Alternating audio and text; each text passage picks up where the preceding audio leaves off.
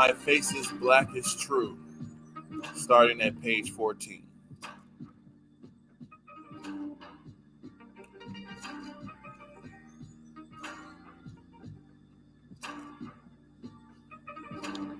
Free Negroes in the North had established the African Methodist Episcopal Church. After the war, separate black churches proliferated as African Americans sought to exercise autonomy over their religious lives. They wanted to have their own facilities and to hear from their own preachers who, through God, had called them, had been prevented from preaching freely during slavery. Now ex-slaves wanted to worship in their own way. They saw choice in the matter as one of several essential differences between slavery and freedom, beginning in contraband camps in Rutherford County and elsewhere in the South. Separate African American denominations soon appeared as Southern and Northern churches united. In 1867, Baptists organized the Consolidated American Baptist Convention, which was absorbed by the National Baptist Convention in 1880. The representatives of 3 million members met in Atlanta, Georgia in 1895 and formed the National Baptist Convention of the United States. Southern Methodists formed a new denomination in 1870, the Colored Methodist Episcopal Church. As new denominations were formed, the African American Episcopal Church spread in the South. Most of the congregations, especially rural ones, were small and could rarely pay ministerial salaries. Consequently, black ministers had to hold a full-time, non-ministerial jobs, as did House's brother and brother-in-law. Most also usually served 2 or more churches. Despite their financial poverty, Callie and other freed children gained some primary school education. Northerners, moved by the ex-slaves' plight, used private charitable resources to augment the freed people's own efforts to obtain an education, and philanthropic agencies sent Yankee school arms to operate schools in the South. By 1869, 79 Northern Aid Societies supported African American schools in the South. The Freedmen's Bureau, established in 1865, had spent more than $5 million on black education. By 1871 and by 1870, the Bureau operated 4,239 schools with 9,300 teachers and almost 250,000 pupils. By early 1865, there were 8 teachers teaching 500 black children in Murfreesboro, the Rutherford County seat. A pupil-teacher ratio of more than 60 to 1. We're going to share a picture.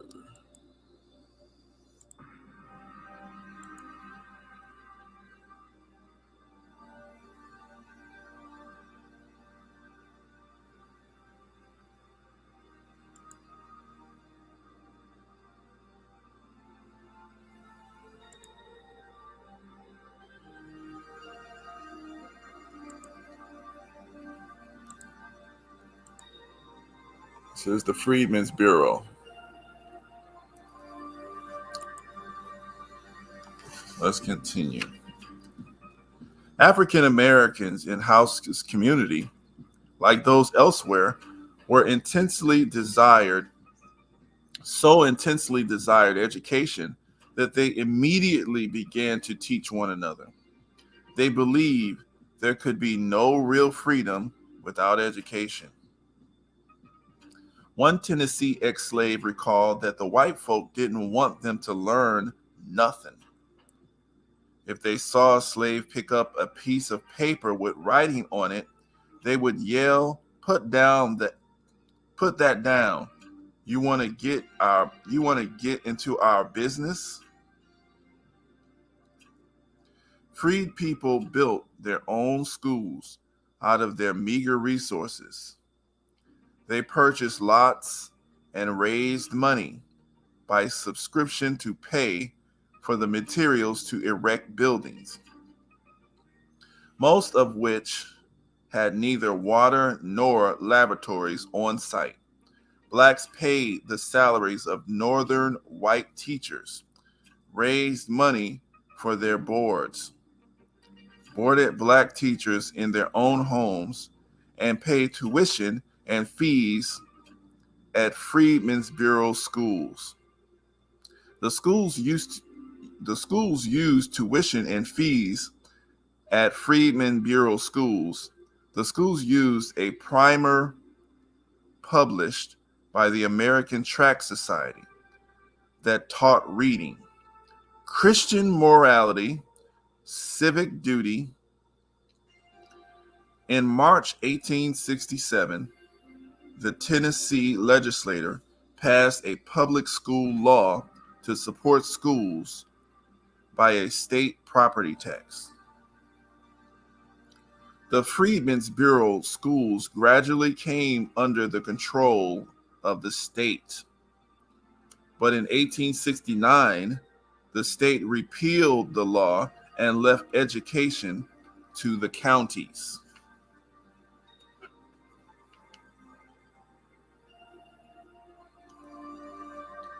Obtaining an education put Callie and other black students at considerable risk. While African Americans passionately desired education, some whites just as adamantly wanted to limit their opportunities. These whites understood that for blacks, education could lead to empowerment. During the early years of Reconstruction, Southern whites burned schools, 37 in Tennessee in 1869, and insulted and abused white teachers of African Americans. Some Southern whites feared that educated African Americans would undermine white supremacy and challenged entrenched beliefs about genetic, physical, and mental superiority of whites over blacks. So let's show some of that. I do have a little bit of footage on that.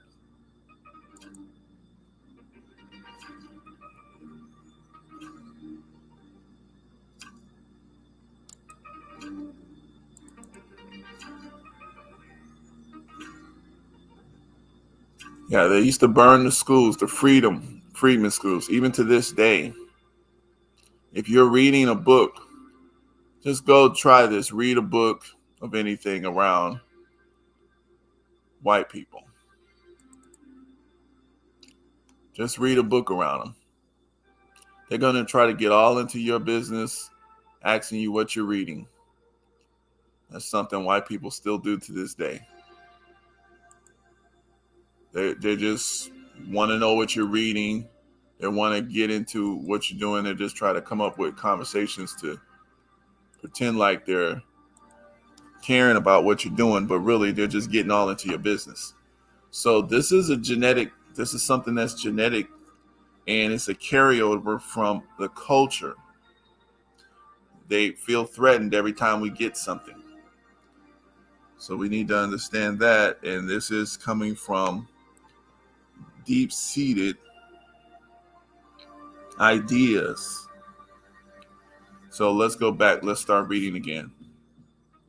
Education might also enable blacks to keep track of their wages, credits, and debits.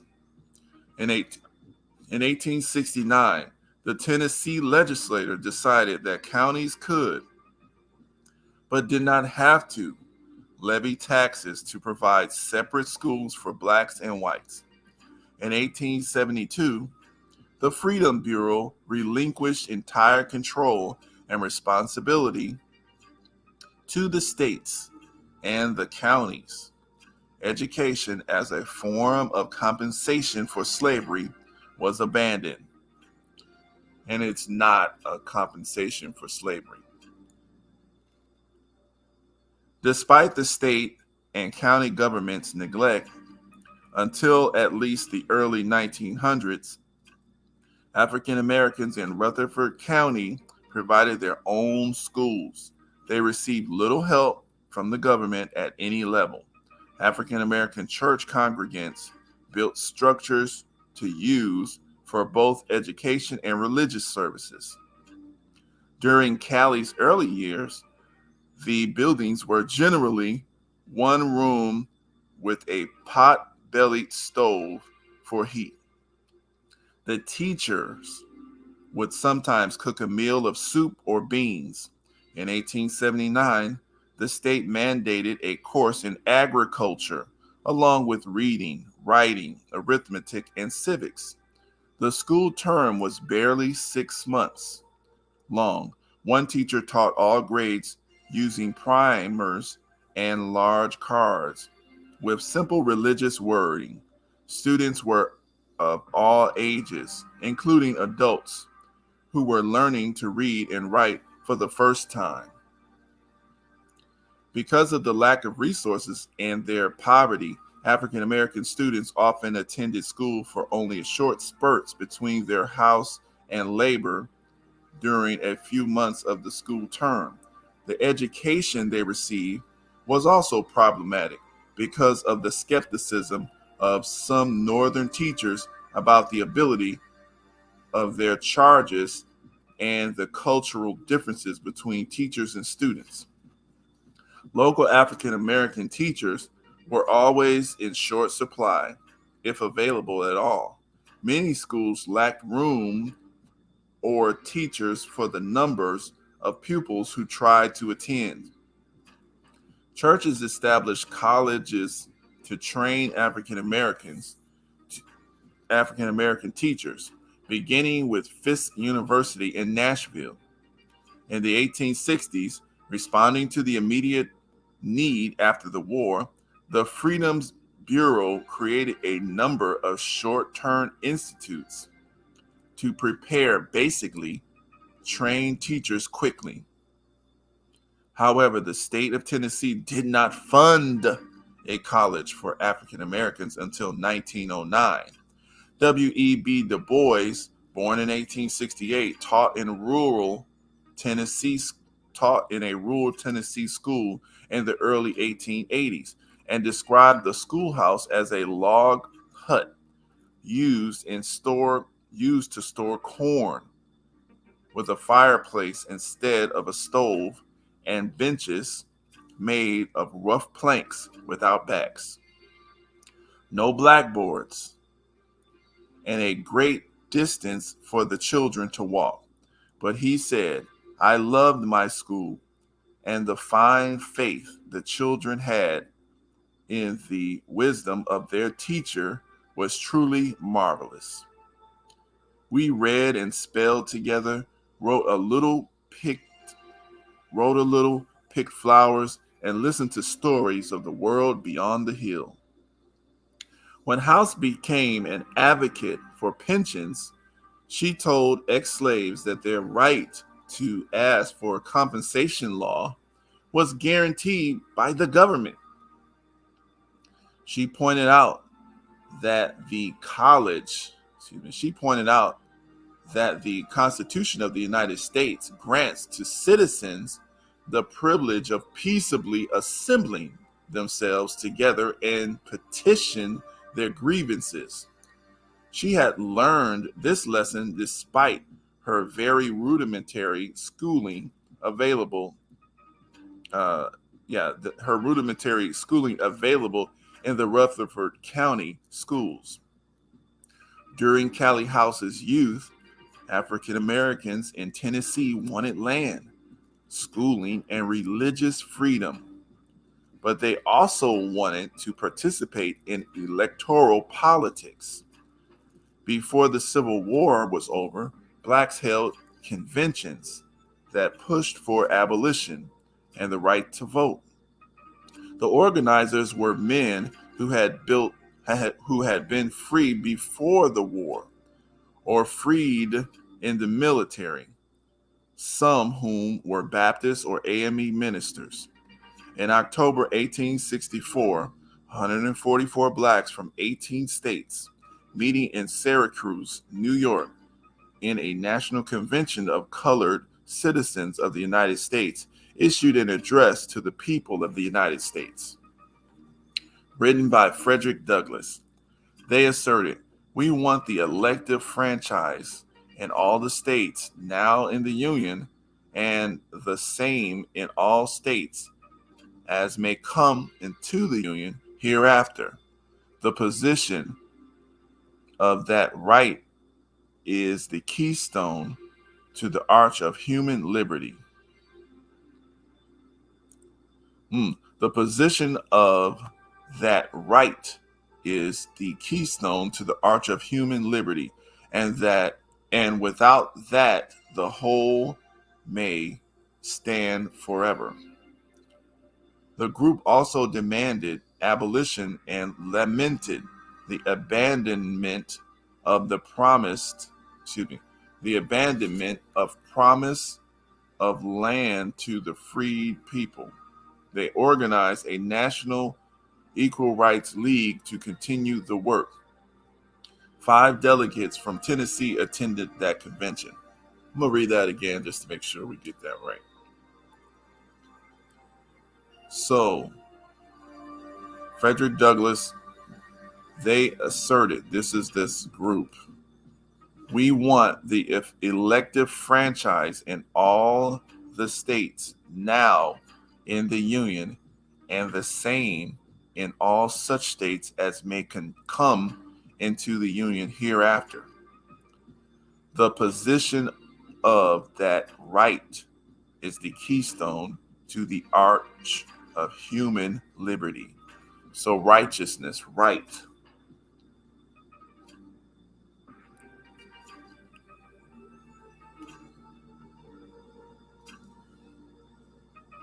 So right. Without that, the whole may at any moment fail to the ground, while with it the liberty may stand forever. So righteousness, basically, if you don't have righteousness, your whole system falls to the ground. With it, you will stand forever. The group also demanded abolition and lamented the abandonment of the promise of. They lamented, so lamentation meaning they were angry or they didn't like. They lamented the abandonment of the promise of land to the freed people. So they were wanting reparations even before slavery had been over. They organized a national equal rights league to continue the work. 5 delegates from Tennessee attended that convention. African Americans showed immediate interest in the right to vote and hold political office. In Louisiana, where the Union captured New Orleans in the summer of 1862, freed people of color organized early. By November 5th, 1863, a meeting of free colored persons at Economy Hall demanded political rights for themselves, but did not include the ex-slaves. Pinckney Benton Stewart, Pinchback, a Union Army Louisiana Native Guard veteran, led the speakers. African American conventions took place in most of the Confederate States during 1865. In January 1865, a convention of colored men of Louisiana organized to discuss giving support to the National Equal Rights League. From a published attendance list of 83 names, some of the wealthiest and most prominent Afro Creoles attended. Captain James Ingram, a Louisiana Native Guard hero, was elected president. The local French language newspaper that served the free colored community, La Tribune, trumpeted the solidarity between free and freed at the convention. However, the relationship between free people of color and new freed people remained uneasy. So we already had the seeds of the division in our community.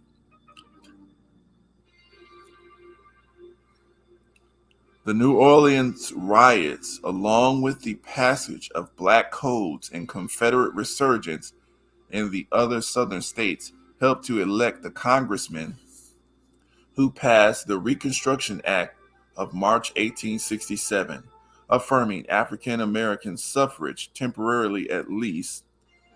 The fissure between Afro Creoles and freedmen seemed healed. In Louisiana, the Constitutional Convention established under the Act considered a 98, consisted of 98 delegates, half white and half African American, 6 of whom were former Native Guards. They enshrined universal suffrage, and universal suffrage is the right to vote in the new Constitution. Since the Union defeat of the Confederacy came early in Tennessee in 1862, just as it had in New Orleans, blacks had some freedom to act politically before those elsewhere. Memphis and Nashville also had free Negro populations that could exercise leadership. In Nashville, beginning in 1863, demonstrations for freedom and political suffrage led by free before the war, literate blacks and ministers and veterans became common. In Nashville, these men enacting the part of political citizens went to Union Party rallies. They campaigned for Lincoln in 1864, campaigned and cast their ballots at a mock polling place. In January 1865, on the same day, the Convention of Colored Men met in Louisiana.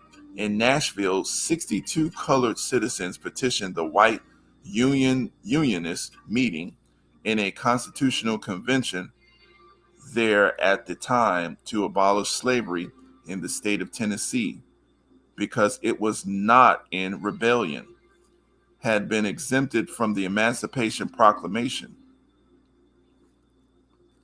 Therefore, Callie, as well as large population of refugees in the cities and slaves still in rural areas, remain legally in bondage in the state.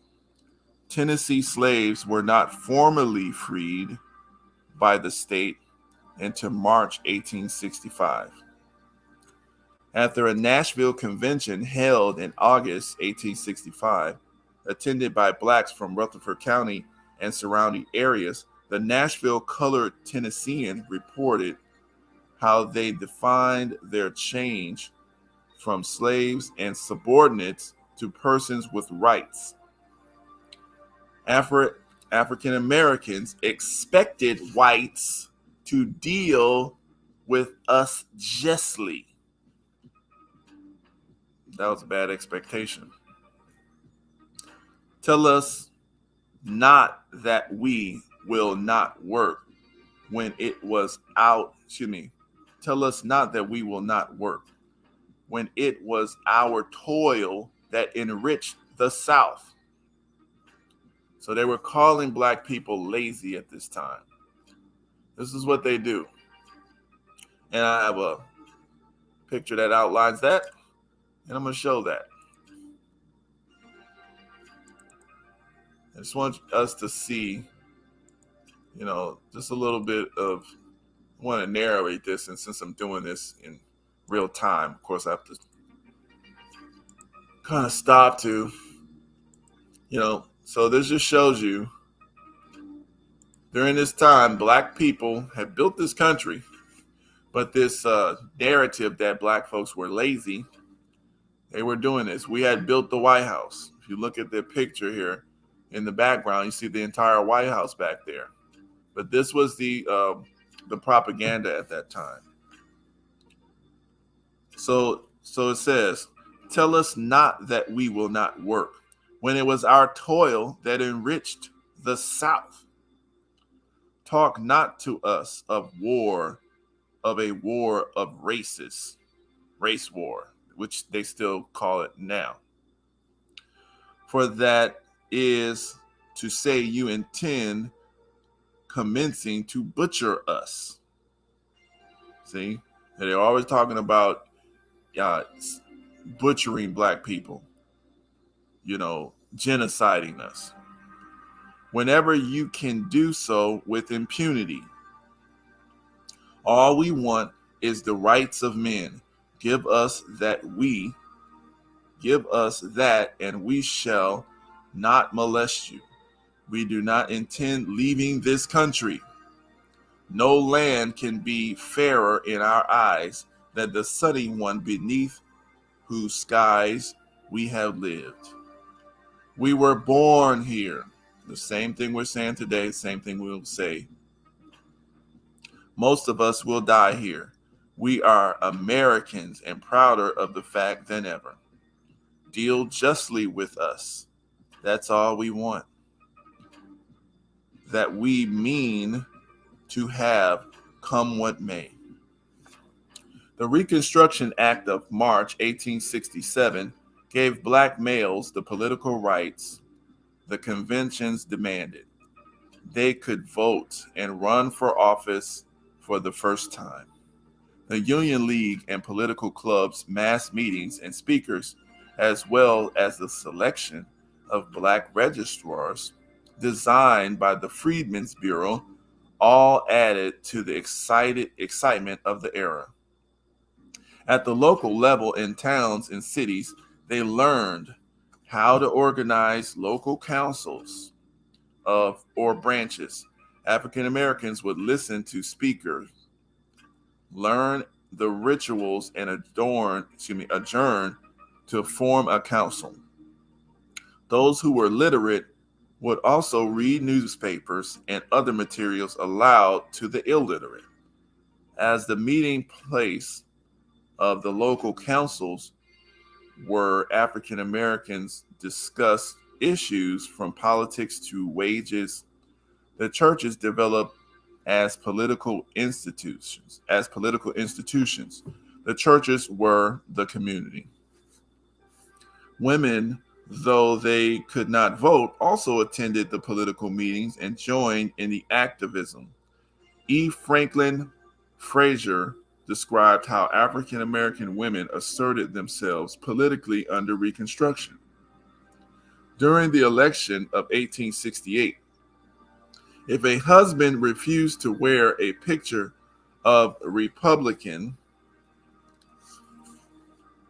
presidential candidate, former Union General Ulysses S. Grant, around the old plantation in the presence of the old slave master and or the overseer, his wife would wear it.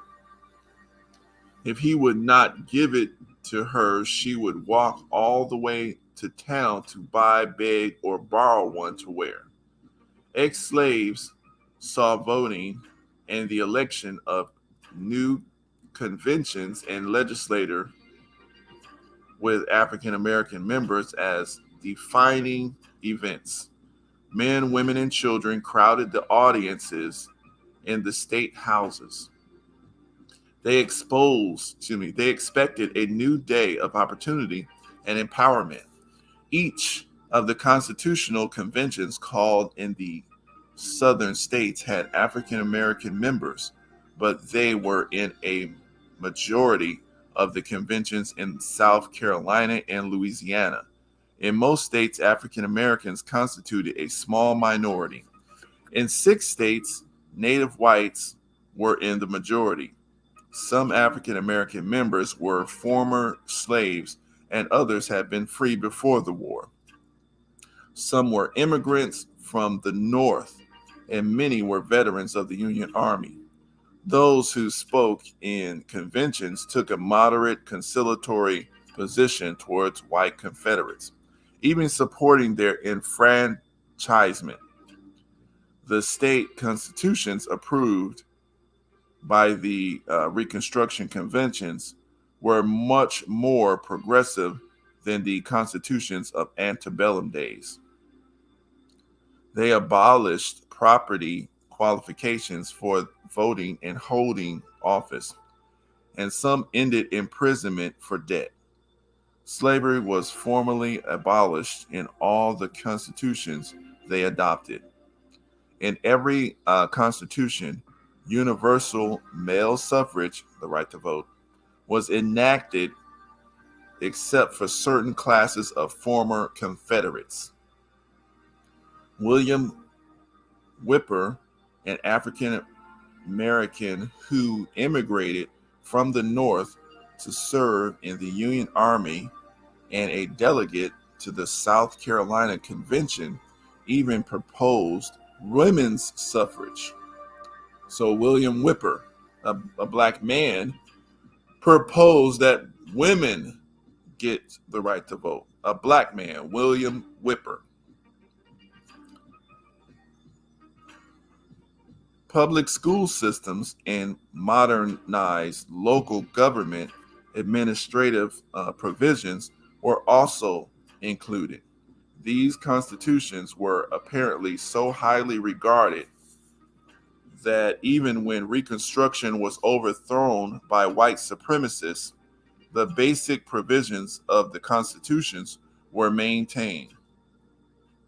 The whites overthrew Reconstruction to regain power. They had no problem with the advanced structures of government the conventions established. So that lets you know right there that even when the white supremacists took back over and, they started doing the slave codes and the black codes, black people, the best parts of this country that make it easier to live, the black people came up with this stuff. So we want to understand that there's a lot of history here that we have to teach, we have to learn. We can't be dependent on, we have a long history of improving this nation. And, we have to have confidence in ourselves that we can do this without them. Everything that we do that's right, these people want to try to reverse it later on and then pretend like they the one that came up with it. The greatness of this country, all of these things.